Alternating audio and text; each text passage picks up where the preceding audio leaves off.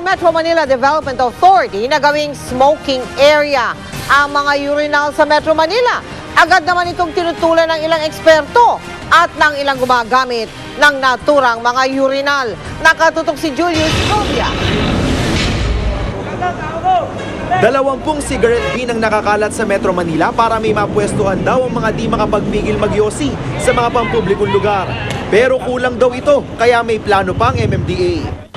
Isa ito sa mahigit 230 urinals ng MMDA na nakapwesto sa Kamaynilaan. Plano rin ng ahensyang gawin itong smoking area para kahit papaano maibsan daw ang mapanghing amoy nito. Pero ang ilang eksperto sa kalusugan kontra sa planong ito ng MMDA. Kahit 3 hours ago pa po nanigarilyo yung tao, madikit kasi yun eh. So imagine if like 20 people will smoke in the urinal, papasok ang isang non-smoker, hindi po niya kakayanin yun. Especially kung asthmatic.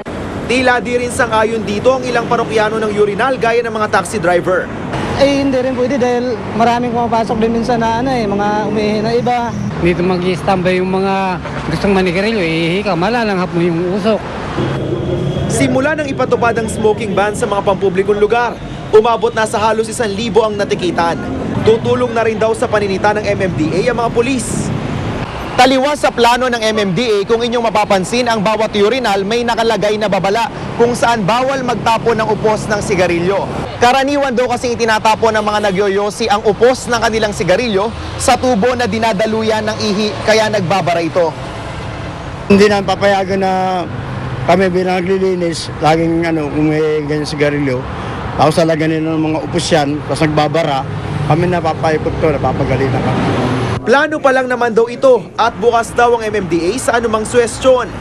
Pinag-aaralan po na gamitin yung ilang urinals bilang smoking areas.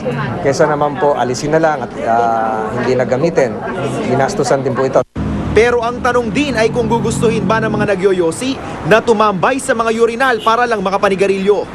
Julio Segovia, nakatutok, 24 oras. Patay ang isang lalaki na breadwinner pa man din ng kanyang pamilya matapos ma-hit and run sa Cabuyao, Laguna. Ang nakabundol ay isang sasakyan umano ng gobyerno.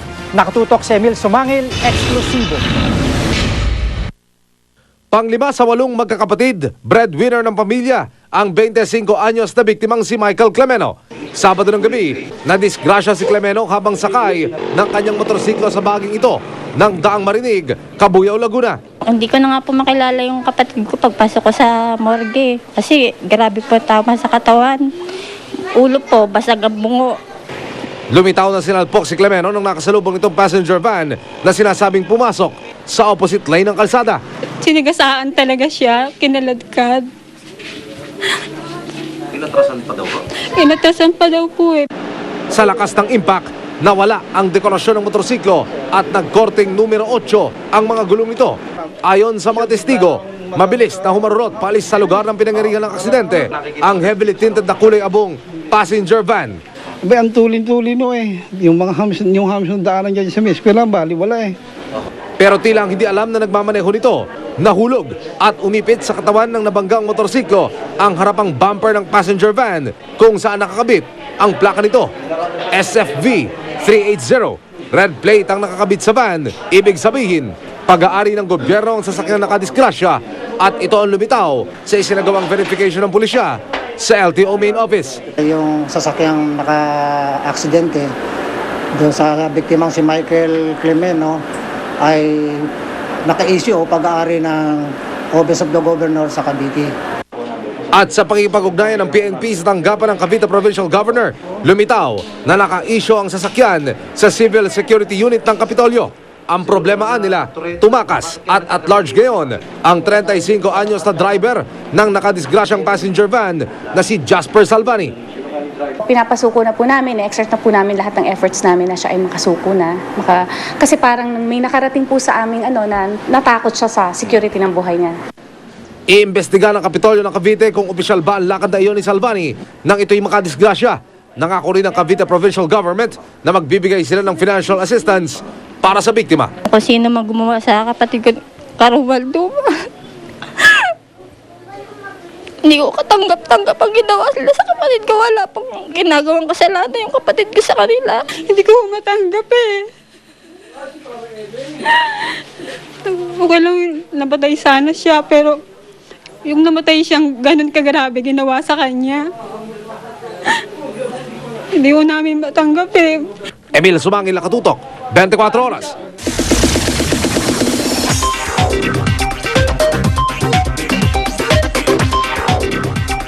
Bukod sa kanyang acting career, very busy rin si Bea Binene sa kanyang training sa wushu. Ayon sa twin actress, paghahanda niya ito dahil gusto niyang maging action star in the future. Yan ang chika ni Katati Bayan.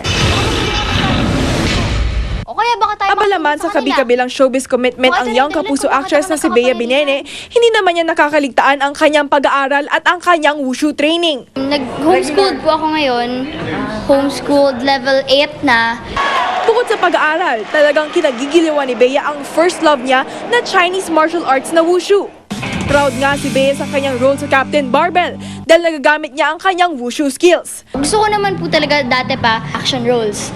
Ayun, sa Barbell, di ba po nag-wushu doon? Wala po ang double doon. Nais din ni Bea na matawag na isang tough girl dahil dream niya rin na maging isang ganap na action star.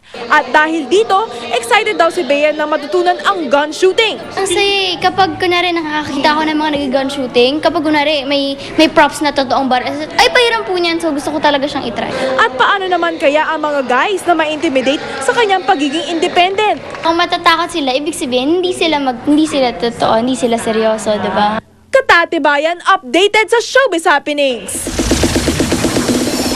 Up next, Panday 2 ni Marian Rivera, makakalaban ang pelikula ni Ding Dong Dantes sa Metro Manila Film Festival.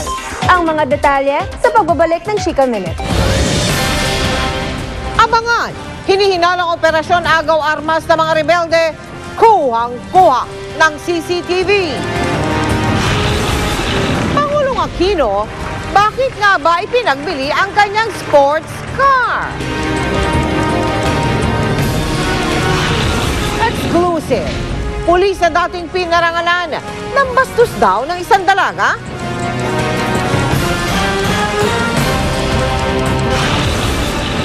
At totoo nga bang nagkakatampuhan ang mga Ascals na mestizo at yung mga purong Pinoy?